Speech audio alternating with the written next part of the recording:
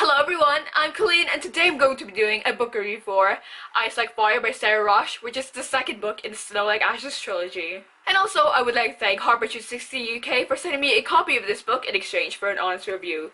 So, as long as you have read the first book, which is Snow Like Ashes, then watching this book review won't spoil you. But if you haven't read the first book, then I'm so sorry guys, but as long as you don't want to get spoiled, then this video is not for you.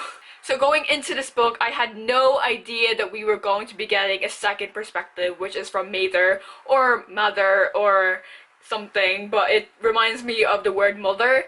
But he is amazing. I loved him in the first book, and also I didn't feel like his point of view was unnecessary. I felt like it brought a lot to the table because it was written in a third-person point of view, so we kind of felt like we were seeing it through his eyes, but it was really from a third-party narrator. So for the plot of this book, obviously this was the continuation for the first book, and in the first book we kind of had like a cliffhanger. So this book takes place 3 months after the events of Snow Like Ashes, and in the first book it was already filled with political intrigue, but this book had more of that, which I loved, and it was very engaging. But there was a character change for Mira. In the first book she was kind of like strong and she didn't always doubt herself. Like obviously she was going to doubt herself at some point, but in this book she was more in conflict with herself, and she has been doubting herself for a very long time, and it just kept happening over and over again, and it felt like it kind of got a little bit repetitive. And so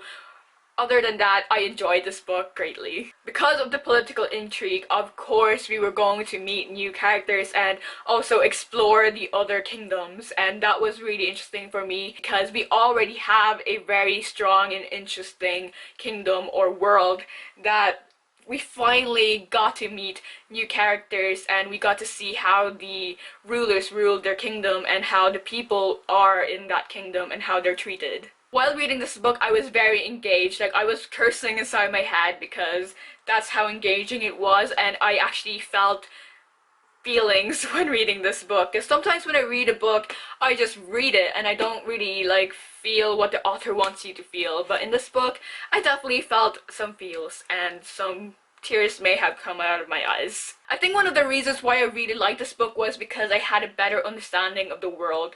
In the first book, I kind of didn't really get it because I felt like the information was just like being dumped at me and I just couldn't like remember them. But in this book I had a better grasp of the world, and it has just been really interesting. There weren't a lot of fights and action, but near the end that does start to happen, and so I felt like this book was a little bit huge, but I still read it really quickly. So yeah, that was my quick review for Ice Like Fire by Sara Raasch, and this has been a very interesting book to read. I honestly love this book more than the first book, and the first book was already great, so I'm excited to see what the author is going to do next for the very last book, and Mather. There you go. So yes, I'm so happy that we have a new perspective added. I felt like it added more to the story, and it actually worked, and we could differentiate between the two, so it wasn't annoying at all, and it was just well done. And overall I gave this book a 5 out of 5 stars. So thank you guys so much for watching. I hope you guys enjoyed this video, and I hope you guys like it, and I will see you in my next one. Bye!